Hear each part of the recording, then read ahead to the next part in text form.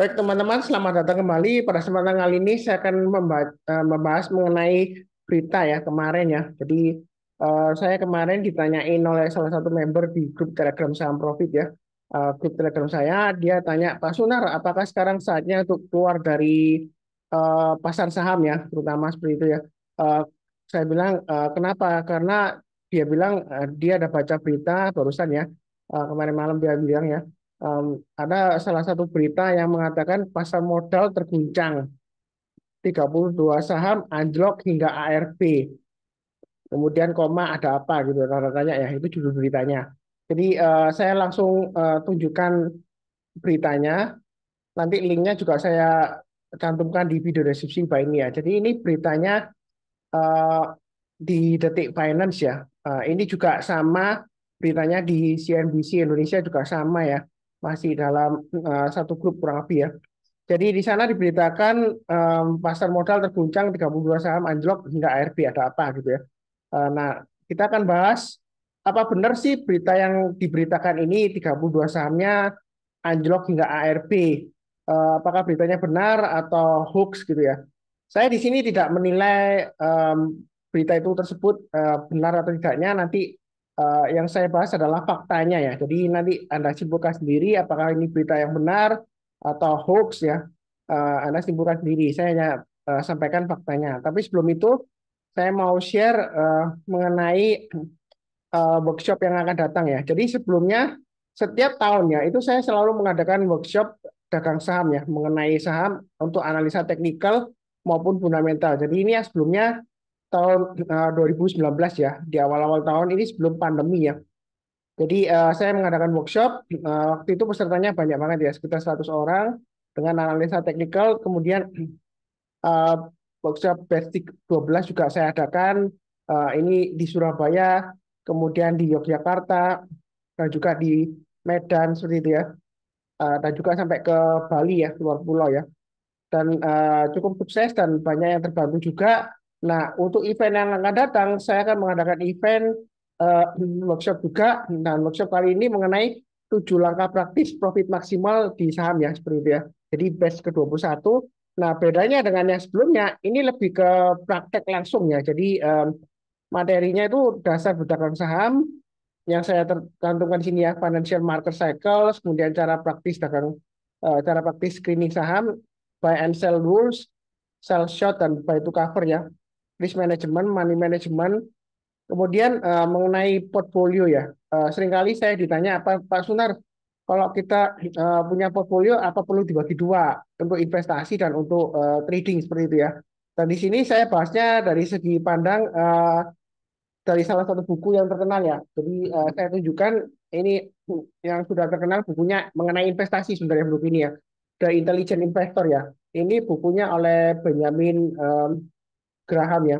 Jadi ini terjemahan bahasa Indonesia, ini yang buku asli ya. Penerbitnya Akademika, bisa dibeli di Gramedia. Nah, di situ menjelaskan mengenai agresif portfolio dan defensif eh, portfolio untuk investor ya seperti itu ya. Tapi di sini saya juga bahas dari segi pandang daripada kita menempatkan diri sebagai trader atau investor, nah saya akan membahas bagaimana kalau kita bagi aja portfolionya menjadi dua.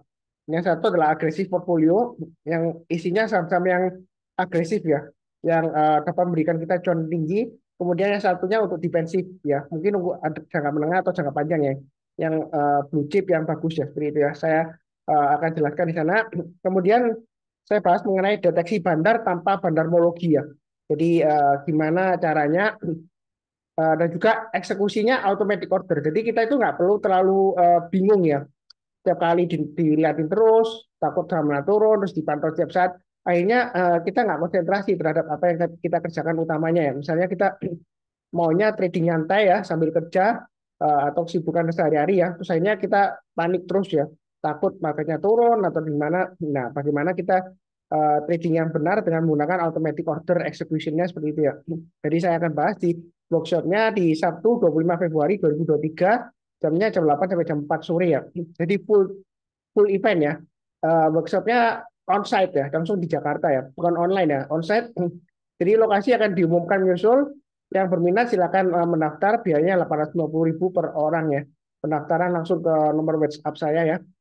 Sunar Susanto ya, 081 331 377 019 ya. Ini sekian ya mengenai eventnya. Kemudian kembali lagi ke materi yang ini ya.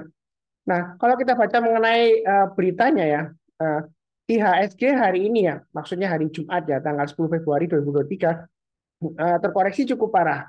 Meski ditutup pada level 6.880 dengan pelemahan 0,25%, IHSG sempat amblas atau turun istilahnya, lebih dari 1% pada perdagangan sesi 1 pagi ini. Nah, di situ disebutkan ada 32 saham yang mengalami auto reject bawah alias ARB. Jadi auto reject bawah itu bagi yang belum tahu ya, adalah batasan maksimum penurunan suatu saham dalam satu hari. Jadi eh, di Bursa Efek Indonesia itu ada batasnya maksimum bisa turun sampai berapa itu ada batasnya. Jadi untuk sementara sampai saat ini ya em, melanjutkan sebelumnya ya pada masa pandemi. Jadi ARB-nya itu 7% sampai dengan 10%. 10% itu untuk papan akselerasi ya. Jadi maksimum 10% ya. Untuk papan akselerasi kalau yang biasa itu 7%. Nah, dia sebutkan 32 saham mengalami auto reject bawah ya. Ini jelas ya. Setidaknya ya 32 saham. Dan juga kalau kita baca ke bawah ya kan sampai lanjut ke halaman berikutnya ya. Dia menyebutkan di sini harusnya ini dibuatnya pada saat penutupannya karena dia menyebutkan di sini sebagai tambahan informasi IHSG hari ini mengalami pelemahan 0,25%. Jadi itu sudah tutup ya. IHSG pada penutupan perdagangan tercatat pada level 6.880. Sebelumnya IHSG sempat melemah 1% pada perdagangan sesi 1 pagi ini. Jadi harusnya si penulis ini dia menulisnya sampai dengan closingnya ya. Terus dia menyatakan di sini ya, setidaknya masih ada. Jadi kata-katanya itu masih ada, berarti masih ya terjadi ya. Puluhan saham yang mengalami ARB atau istilahnya auto reject bawah. Berikut datanya dilihat dari RTI. Nah, kesempatan kali ini saya akan mengungkapkan faktanya ya. Jadi saya nggak menilai, wah ini beritanya sesat, hoax atau istilahnya hoax itu berita bohong gitu ya atau palsu. Atau misalnya istilahnya Donald Trump ya, Presiden Amerika yang terdahulu dia bilang fake news ya. Uh, saya nggak menilai ini apakah fake news atau enggaknya, saya hanya menyampaikan faktanya. Apa benar sih 32 saham ini dia ARB atau aturan reject bawah? Nah, sebelumnya saya ambil datanya dulu dari Bursa Efek Indonesia. Jadi kalau kita ke websitenya Bursa Efek Indonesia, idx.co.id ya. Kemudian kita klik data pasar, kemudian ringkasan saham, dan kita pilih di bagian kolom di sini ya. Nah, kita pilih semuanya, terus kemudian terapkan. Nah, setelah itu Anda bisa download ini ya, unduh ya, istilahnya download ya, diunduh ya. Nah, nanti akan di-download file Excel ya, XLS ya, XLSX ya, untuk Excel atau Anda bisa bukanya di Google Worksheet juga bisa, Google Sheet ya. Nah, di sana eh, kita bisa tahu ya mengenai data-datanya, saham-sahamnya saya lihatkan ringkasannya ya. Ini saya sharekan, ini datanya ya, sampai 10 Februari ya. Jadi saya download, kemudian saya buka di Microsoft Excel di sini. Dan ini ada beberapa yang sudah saya highlight ya untuk penjelasannya.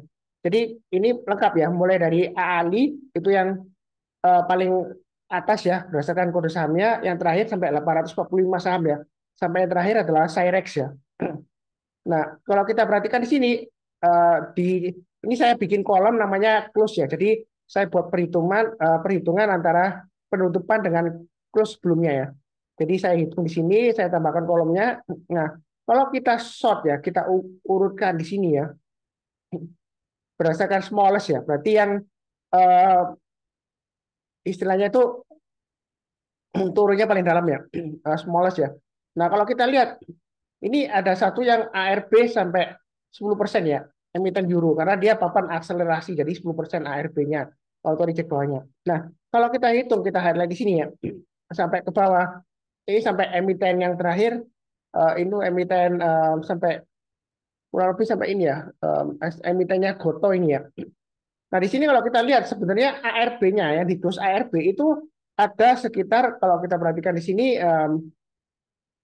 yang ditutup auto reject bawah itu sekitar 31 saham ya, seperti itu ya, yang auto reject bawah ya, seperti itu.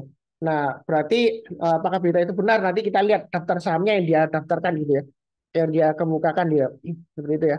Nah, kali ini saya akan bahas sebenarnya ya, kalau saham itu banyak yang ARB, kita lihat yang auto reject bawah itu apakah transaksinya besar?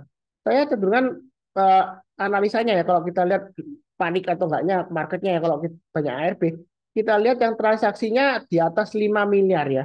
Jadi berdasarkan nilai di sini kita kasih filter, eh, kita cari saham-saham yang transaksinya di atas 5 miliar ya seperti itu ya.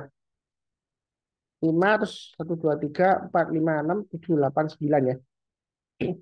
Nah, kenapa yang di atas 5 miliar? Karena kalau untuk saham-saham yang transaksinya kurang liquid ya, di bawah 5 miliar ya, valuasi valuenya, nah itu biasanya sih wajar saja. Jadi kalau dalam satu hari dia ARB itu wajar saja, atau ARA itu wajar, wajar saja, karena likuiditasnya itu kurang ya, seperti itu ya. Jadi di bawah 5 miliar biasanya wajar.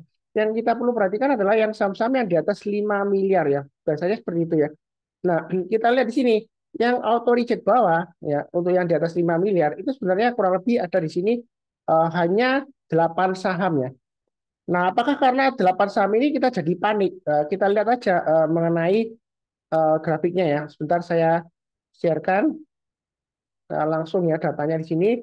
Ini saya tampilkan untuk grafiknya juga ya. Sebentar saya ganti share screen-nya. Nah, nah di sini sebelah kiri ya tabelnya ya. Pertama IRSX, IRSX ya. Dari sini kan adalah saham yang barusan IPO ya, jadi nggak lama dia barusan listing di bursa. Jadi penurunannya kalau tajam sih nggak masalah ya. Bukan berarti karena saham ini terus kita jadi panik, marketnya enggak. Ini wajar saja karena barusan IPO ya. Nah, kemudian saham yang berikutnya Arto. Apakah gara-gara Arto ARB lagi terus kita jadi panik gitu ya? Marketnya turun? Ya enggak juga, karena kalau kita bicara mengenai trennya, ini Arto ini sudah lama downtrend ya. Ini kan dari atas dia turunnya dalam banget. Ya seperti itu ya. Jadi karena bank digital yang sebelumnya euforia bank digital ya.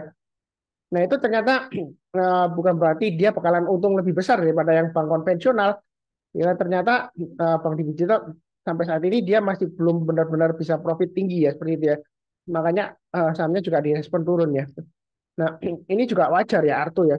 Selain lainnya seperti kios ya, memang masih strong downtrend. Dia ARB lagi masih 2 atau 3 hari ya. Saya nggak berangkat jelek. Dia ARB lagi ya, ya wajar aja karena masih strong downtrend ya. Apalagi ini bukan saham-saham yang first liner atau second liner ya. Ini yang saham-saham yang third liner ya seperti itu ya. Kemudian ada lagi Unilever. Ini saham big caps ya. Nah, saham big caps ini memang dia fluktuasinya lumayan tinggi karena kalau kita perhatikan ini sebelumnya drop ya karena ada berita salah satu produknya bermasalah, tapi untuk Indonesia sebenarnya nggak ada pengaruhnya, tapi market meresponnya juga ini langsung gap down gini ya. Nah terakhir dia sebelum dia turun 2 hari sebelumnya ya, Kamis dan Jumat ya, itu dia sudah naik tinggi ya. Nah kemudian dia turun dalam Unilevernya. Apakah ini bakalan turun lagi ya? Ada kemungkinan selama masih di bawahnya 4710 dia masih resiko. Jadi sebenarnya koreksi Unilever ini nggak terlalu membuat pasar panik sih kalau menurut saya sih, karena dia memang sudah lama lesu ya. Dari atas dia juga sudah turun dalam ya seperti itu ya. Jadi nggak ada sesuatu yang baru sebenarnya ya. Nggak ada sesuatu yang harus kita khawatirkan seperti itu ya. Nah, kemudian berikutnya WIRG ini juga dia testing MA20-nya ya. Sebelumnya dia strong downtrend, kemudian dalam jangka pendek ini mulai dari awal tahun 2023 dia sudah mulai bangkit ya. Terakhir dia koreksi 3 hari betul-betul ya, ini wajar aja. Ya WIRG, kemudian eh, Toba, Toba juga kalau kita lihat ya fluktuasinya seperti itu ya, dia masih downtrend di bawah ya, walaupun sideways ya, sidewaysnya dia di jalur downtrend ya. Sebenarnya ini wajar aja sih kalau seperti ini ya, nggak ada yang perlu dikhawatirkan mengenai marketnya secara keseluruhan. Kemudian SSIA, ini salah satu emiten properti, sebelumnya dia naik tinggi karena sentimen berita ya, kemudian dia koreksi, dia testing MA20-nya. Jadi sebenarnya wajar saja sih kalau dia masih ARB misalnya seperti itu ya. Ya saya nggak mendoakan yang jelek enggak, karena sebelumnya naik tinggi ya. Jadi kalau sahamnya sudah naik tinggi sebelumnya, kemudian dia koreksi sampai akhir berhari-hari, ya kita jangan terlalu panik dong, wajar saja karena sebelumnya naik terus ya gitu ya. Ya kalau yang sudah punya jangan lupa pasang stop loss-nya ya seperti itu. Nah kemudian yang ini Goto banyak di jelek-jelekan ya, sahamnya yang bakar-bakar duit ya. Padahal berita terakhir dia sudah nggak bakar-bakar duit ya memangnya untuk Goto ya, Gojek Tokopedia. Nah ada juga beritanya karena Bandar sudah mulai lepas ya, yang dulunya punya saham Gojek Tokopedia ya. dia sudah mulai lepas. Jadi misalnya seperti ini, kalau ARB kita sih harusnya nggak membuat market panik ya secara keseluruhan ya. Ya, karena ceritanya memang ya kita tahu sendiri ya, Gojek Tokopedia memang sedang berjuang untuk profit lagi ya. Jadi dia ke depannya memang masih ada peluang. Masalahnya tekanan pihak-pihak yang sudah mempunyai sahamnya sebelum IPO itu ya, mungkin dia mau melepas ya seperti itu atau mengurangi kepemilikannya. Jadi dia masih tekanan jualnya masih lumayan dalam ya seperti itu ya. Ini Gojek Tokopedia. Jadi wajar saja. Kemudian PET ini saham yang barusan IPO juga. Kemudian eh, BBIB ini juga karena sebelumnya dia naik, kemudian dia koreksi lagi balik ke bawah. Ya ini wajar saja lah, ya, seperti itu ya. Kemudian Rapi, kan? Nah, ini masih downtrend. Jadi kalau dia masih turun ya wajar saja. Kemudian MPPA, ya kan? Masih sideways di bawah. Jadi masih testing area supportnya sekitar 120 dan 130. Jadi secara keseluruhan di sini saya nggak ada terlalu berita yang menakutkan sih ya. Kalau misalnya yang lainnya PNBN ya, memang dia setelah dia koreksi dalam kemudian berusaha rebound dia testing lagi 1.500 gagal ya dia akan turun lagi ya ini wajar saja karena kalau kita lihat dari weekly-nya sebelumnya ya tahun lalu di sekitar April ya dia naiknya tinggi banget ya dari bawah 800 kemudian naik sampai dengan 2.790 kemudian dia ini koreksi sebenarnya kalau koreksi seperti ini sih bukan berarti marketnya um, hancur terus kita harus waspada enggak juga ya ya koreksi wajar lah seperti ini ya. Nah, apalagi nggak ada berita yang bagus juga ya untuk PNBN ya Adaro batubara masih downtrend ya jadi walaupun naik dia rebound ya ya wajar aja itu namanya technical rebound ya mungkin ada istilahnya orang-orang menyebutkan dead cat bounce ya. Tapi menurut saya sih itu technical rebound aja. Kalau dead cat bounce dia naiknya kurang tinggi ya. Kalau dead cat bounce itu biasanya naiknya agak tinggi, kemudian dia turun lagi. Nah ini belum sampai powernya kurang kuat ya. Ini hanya technical rebound aja. Jadi wajar aja kalau koreksi testing support lagi karena memang masih strong downtrend ya. Ada Aro, kemudian Indi, kemudian ITMG ya. Yang memang batubara masih lesu ya seperti itu ya.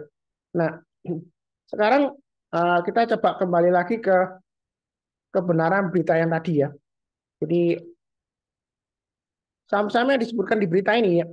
Jadi mulai dari IRSX terus sampai dengan saham KPIG, apa betul saham-saham ini mengalami ARB auto reject bawah yang notabene itu kan batasannya satu hari 7% dan 10% ya.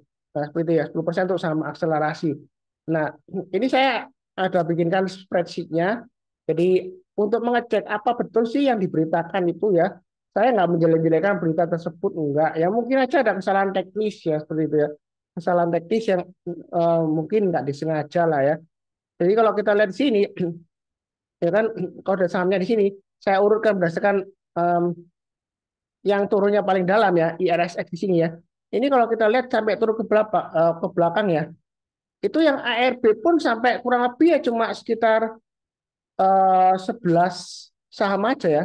Nggak sampai 32 kalau kita bicara mengenai penutupannya. Karena konteks sebelumnya di beritanya dia bilang eh, yang ke halaman kedua ini ya dari beritanya ya.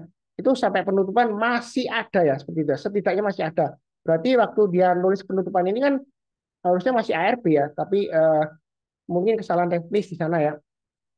Tapi ini jelas nggak benar ya kalau masih ARB ya. Nah mungkin aja Pak Sunar itu dia turunnya dia hitungnya pada saat opennya sampai low-nya, sampai turunnya ya. Jadi nggak sampai close-nya. Ya kita lihat aja. Ini saya sudah bikin tabelnya dari open sampai low ya. Ya ini kalau kita urutkan yang turunnya di atas 7% ya, ARB ya. Nah kalau kita lihat di sini ini saham yang turun ini sekitar 12 saham aja dari 32 yang dia sebutkan ya. Jadi yang lain-lainnya dari open sampai low itu nggak sampai ARB loh ya. Seperti Medco, WIRG, SMDR itu nggak sampai ARB ya. Ini saya lihatkan coba ya. Um, jadi saya buktikan benar atau enggak ya seperti ini ya contohnya. Di sini mulai dari Medco ya. Nah Medco ini nggak sampai ARB. Kalau ini ARB dia bisa sampai netok ke bawah gini ya. Seperti sebelumnya ini ya. Contohnya yang di atasnya ya. Ini di atasnya ini ada saham KRYA gitu ya. KRYA ya. Nah, ini sebenarnya nggak ARB juga karena di sini 0,19. Sudah saya lihat, oh ini BRMS ya, BRMS. Nah ini sempat ARB memang ya, memang benar. Karena sampai nyentuh 165 ya, batasannya di sini. Ini auto reject bawah. Kemudian tapi penutupan dia di atasnya. Nah, kalau kita bicara mengenai open ke low, ini hanya kurang lebih sekitar 12 saham aja ya, dari 32 yang dia sebutkan ya. Jadi tidak benar ya, seperti itu ya. Jadi datanya mungkin nggak akurat atau ada kesalahan teknis ya. Nah, kalau kita bicara mengenai, oh mungkin Pak Sunar ini dari closing hari kemarin, hari Kamisnya, terus sampai low-nya hari Jumat ya. Yaitu kalau kita lihat hanya 13 saham aja ya. Sebentar, saya urutkan ya, belum saya urutkan ya, maaf. Saya urutkan, kalau saya urutkan memang lebih banyak ya dari closingnya kemarin ke low-nya hari, maksudnya closingnya hari Kamis ke low-nya hari Jumat. Itu yang ARP ya, yang kurang lebih dari ARP ya, itu sekitar 18 saham aja dari listnya yang dia tulis 32 gitu ya. Jadi itu saya tuh bingung bingung juga. Ini gimana tulisnya wartawannya kok bisa sampai 32? Apakah ada kesalahan teknis atau hanya sekedar clickbait ya? Saya di sini nggak menyalahkan beritanya, enggak. Saya hanya menyajikan faktanya seperti itu ya. Nah, apakah kedepannya itu kita harus keluar dulu dari pasar saham, Pak Sunar? Bentar, ini saya stop dulu ya. Jadi kalau kita bicara mengenai kapan keluar dari pasar saham ya, apakah kita lihat dari IHSG-nya misalnya turun di bawahnya 6.500, kita keluar semua atau gimana? Nah, masalahnya di sini. Yang penting adalah fokusnya ke portfolio masing-masing. Jadi portfolio itu saham-saham yang kita pegang ya, atau saham-saham yang ada di watchlist kita. Itu fokus kita di sana. Jadi jangan sampai kita itu trading saham atau investasi kita nggak fokus dengar berita, oh ini The Fed ada meeting akan meeting terus begitu data ketenaga kerjaan Amerika begitu ya. Nah kadang-kadang kalau kita kebanyakan lihat dari berita ya segi analis ya, memang alasan mereka sih saya nggak menyalahkan ya. Itu pendapat mereka sendiri ya, kita nggak bisa menyalahkan juga karena sesuai dengan ekspertisnya mereka ya. Tapi di sini kayak hanya menegaskan kalau trading suatu saham atau investasi, kita fokusnya di sahamnya aja. Di saham-saham yang kita miliki atau yang kita ada di watchlist-nya. Jadi jangan terlalu banyak mikirkan dikait-kaitkan ya, dicocok-cocokkan. Istilahnya cocokmologi ya. Wah ini The Fed meeting, kalau turun ya gara-gara The Fed menaikkan suku bunga gitu ya. Padahal waktu itu ya The Fed sempat naikkan, kemudian memang ada koreksi sedikit, tapi nggak lama lagi ya naik lagi ya seperti itu ya ISG-nya ya. Bahkan waktu itu saham perbankan sempat melonjak naik tinggi ya seperti itu ya. Nah, mau ngomong apa? Apakah gara-gara The Fed menaikkan suku bunga? Padahal sebelumnya bilang kalau The Fed naik, kalau turun ya bilang wah gara-gara The Fed naik. Tapi kemudian ada kejadian The Fed naikkan lagi, ternyata sahamnya naik. Nah, ya seperti itu ya. Terus dicocokkan lagi. Karena apa? Oh, seperti itu. Karena dapat menaikkan suku bunga terus merespon positif marketnya sesuai ekspektasi dan lain-lain gitu. Ya kalau dicocok-cocokkan gitu ya kapan mandirinya kita ya seperti itu ya. Ada yang mengaitkan dengan asing, asing jualan. Kan seringkali ya kalau kita bilang asing kabur dari pasar saham Indonesia atau pasar modal ya. Nah, kadang-kadang kita juga memikir, kalau misalnya asing itu net sell misalnya 2 triliun lah ya di saham ya. Nah, itu yang net buy itu siapa? Kalau asing net sell, berarti kan yang buy itu kan investor lokal ya. Kecuali kalau emitennya buyback ya. Kalau nggak buyback ya berarti yang beli investor lokal. Tapi beritanya selalu asing kabur karena asing jualan gitu ya. Padahal asing kalau net sell besar ya, itu yang net buy siapa? Ya investor domestik. Tapi beritanya nggak pernah diberitakan investor domestik borong saham. Nggak pernah, setahu saya nggak pernah. Jarang banget. Kebanyakan ditulis itu investor saham, investor asing lari dari bursa Indonesia gitu ya. Kabur gitu ya. Karena jualan sampai berapa triliun gitu. Nah, kapan mandirinya market kita ini ya? Waktu itu juga saya sebutkan juga, ya kan?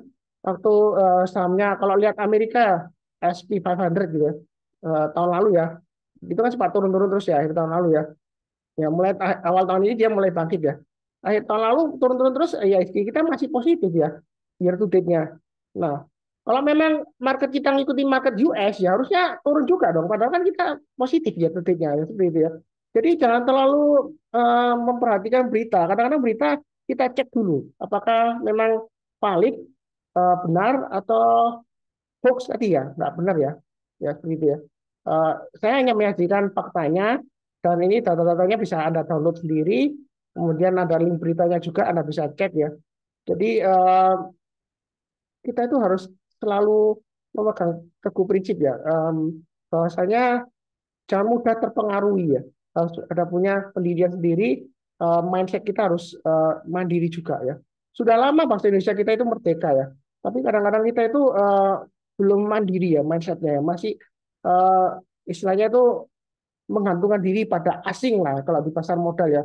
Kalau asing kabur gitu pada takut gitu ya. Nanti gimana? Padahal sekarang jumlah investor lokal ya dalam negeri itu jauh lebih banyak persentasenya daripada investor asing ya seperti itu ya. Ya, net flow walaupun itu net buy atau net sell itu ya kadang-kadang memang naik turun lah. Kita jangan terlalu takut ya. Yang penting adalah kondisi perekonomian kita sejauh ini masih cukup bagus ya, seperti itu ya. Stabilitas ekonomi juga bagus, politik juga, walaupun ini di tahun politik ya, tahun 2023 ini kan tahun politik ya, itu sejauh ini masih aman ya, terkendali ya. Jadi nggak perlu terlalu panik. Itu saran saya.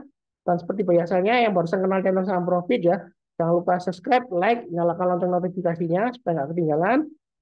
Kemudian saya doakan selalu juga semuanya selalu sehat, damai, dan sejahtera selalu. Amin. Terima kasih banyak. Sekian.